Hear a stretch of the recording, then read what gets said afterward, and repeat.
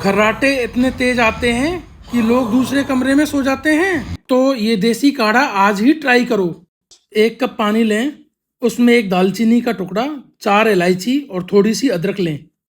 इसे 5 मिनट उबालें, छान लें, थोड़ा ठंडा होने दें। सोने से 15 मिनट पहले पी लें। ये काढ़ा गले की सूजन को कम करता है और सांस की नली को खुला रखता है, जिससे खर्राटे कम हो जाते हैं। ऐसे ही देसी हेल्थ टिप्स के लिए हमें अभी फॉलो करें।